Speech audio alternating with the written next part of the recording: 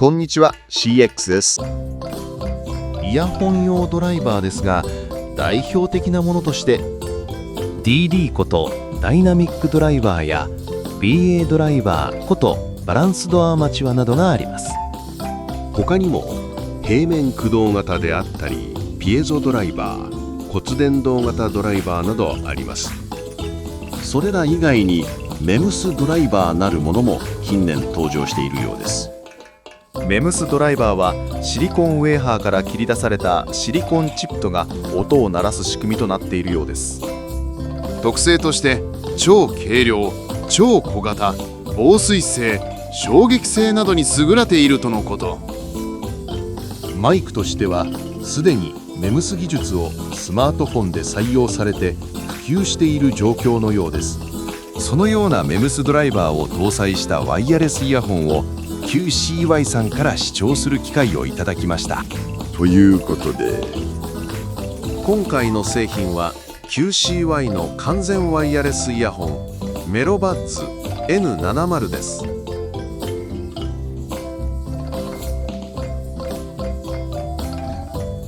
仕様を見ていきます。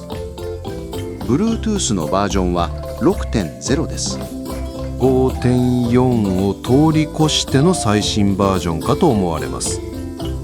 手持ちのトランスミッターでは 5.4 が最新なので、実際の接続は Bluetooth 5.4 での接続になるかと思います。 Bluetooth オーディオコーデックは SBC、AAC に加え LDAC の3種類になります。aptX コーデック関連なしについては、クアルコム製チップの搭載をせず、コスト面を重視してのコンセプトではないかと推測します。ドライバーは 10mm のダイナミックドライバーとメムスドライバーのハイブリッド構成。低音域、中音域をダイナミックドライバーが担当し、中音高域、高音域をメムスドライバーが担当していると推測します。このメムズドライバーには U サウンド製のメムズドライバーが搭載されています。 U サウンド製メムスの特徴として 4kHz 付近にクロスオーバーが設定されているようなので、 N70 の周波数特性を見るとその特徴が出ているように思えます。そして鳴らし方にも特徴があり、XMEMS 製のフラップ式とは異なり、突起状のピエゾ素子部分が振動板を押すことで音を出す仕組みとなっているようです。このドライバー構成がどのような音を聞かせてくれるのか興味深いところです。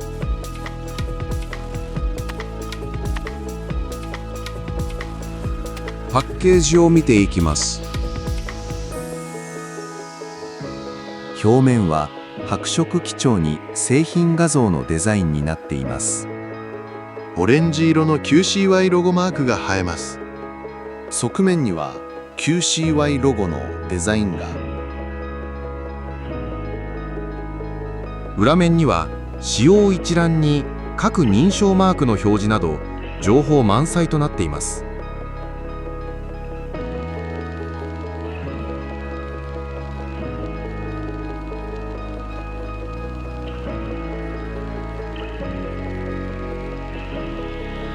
開封していきます。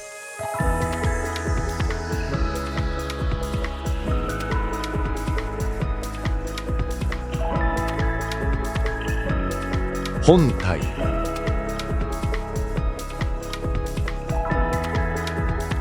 付属品一式、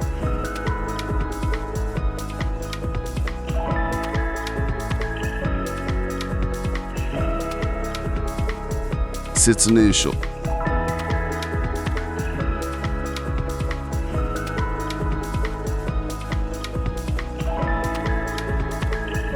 内容物は本体、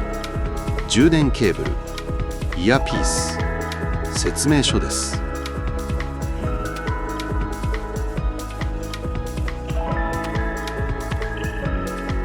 付属品を見ていきます。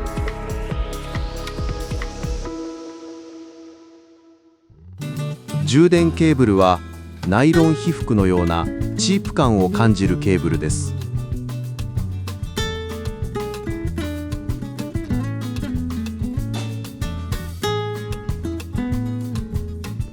ケーブルに曲がり癖はつきやすいようで、治りにくいタイプでしょうか。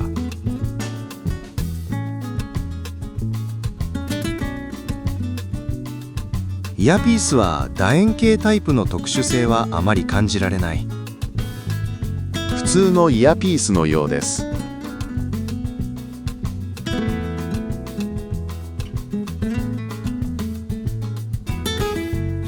サイズは5種類あるので、ちょうどよくフィットするサイズが見つかりそうです。本体を見ていきます。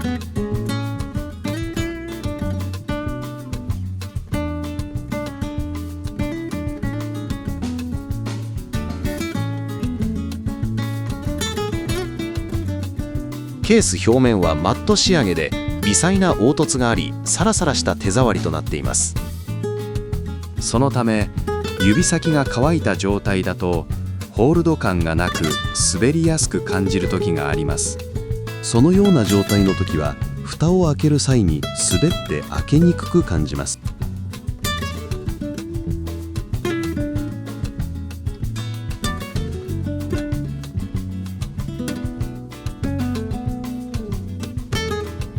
使い始めはイヤホン本体に充電端子部分の保護シートが添付されているので、それを剥がしてから使用します。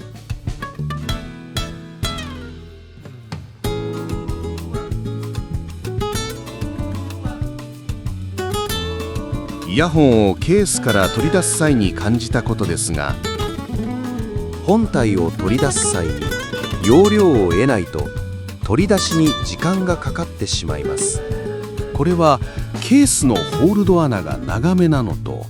マグネットの力が強めでよくホールドしてくれている点が起因しているように感じます。イヤホンのつかみ方にコツが必要なようです。イヤホンを抜き出す際にケースに引き戻されてしまいがちです。この辺は慣れが必要なのかもしれません。イヤピースは楕円形のため、装着時には形状合わせが必要ですが、それほど難しさは感じられず、簡単に取れることなくしっかり固定できる印象です。イヤホンを耳に装着した時の感想は、筐体の大きさは少し大きめな印象ですが、装着してみると形状に違和感がなく、耳に収まりよく、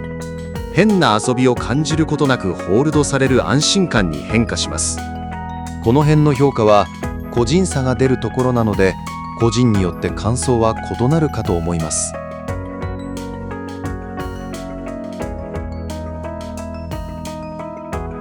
機能について、管理用アプリ QCY があり、その画面を見ながら機能を見ていきたいと思います。アプリでメロバッツ N70 を認識すると、ステータスタブで現在のバッテリー残量状態が表示されます。次にサウンドタブですが、 EQ 設定変更、プリセット各種およびカスタマイズ設定の作成選択ができます。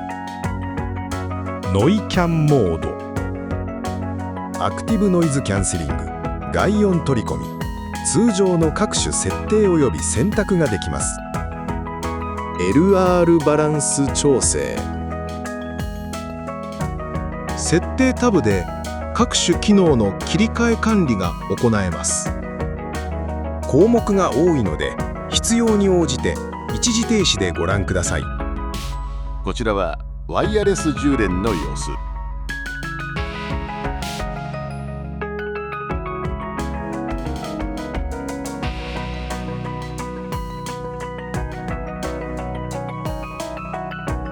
音質について、音色のレンジは広がっています。手持ちの価格帯1万円台の DD プラス BA ワイヤレスイヤホンより高音域の音数は多く感じます。高音域の印象はかなり高印象な感じです。ただ、ワイヤレスイヤホンでよく体験する低音域の不自然に感じる印象は変わりなく存在します。出力も多いようなので、個人的には EQ で下げ補正が必須です。そして合わせて高音域も周波数特性で表記されている 9kHz の山は EQ で補正し好みの音色にという感じでしょうか。まあ個人の好みですが。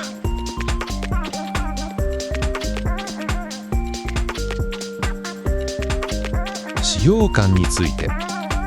今回の Bluetooth 接続はトランスミッターに BT11 と QCC ドングルプロを使用して LDAC で視聴しました。その中で2点ほど気づいた点がありました。1つ目はバックグラウンド再生でない YouTube アプリでの待機時に発生したのですが、 QCC ドングルプロの接続では問題なく待機状態のままでしたが、 BT11 の接続時では待機状態が保持されず接続が切断される挙動が発生します。アプリ内画面をスクロールすると切断再接続を繰り返す挙動になりました。そして切り替わる都度イヤホン内ではアナウンスが流れます。なおバックグラウンド再生対応のアプリでは発生しませんでした。この挙動は Pixel 9a、iPhone 40 Pro の両方で同じ挙動となりました。2つ目は LDAC 高音質設定時の接続品質についてですが、メロバッズ N70 の設定で LDAC とマルチポイント設定が選択できますが、 LDAC 高音質設定時にマルチポイントを組み合わせるとまともに接続してくれなくなる状態になりました。途切れ途切れの状態から接続設定でマルチポイント機能をオフにすると状態が改善されます。ということでマルチポイント機能と LDAC 高音質設定の併用は利用できない体験をしました。そういえば別のワイヤレスイヤホンの設定では LDAC 接続時にはマルチポイント機能は自動的にオフ設定になるのを思い出しました。ノイキャンモードですが ANC はしっかり動作してくれます。個人的に驚いたのは外音取り込み通常設定時でのホワイトノイズを感じない点です。以前試したワイヤレスイヤホンではホワイトノイズの存在がそれなりに感じられましたが、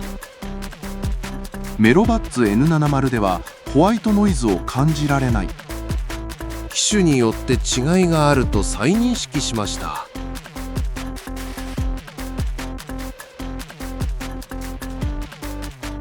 まとめると、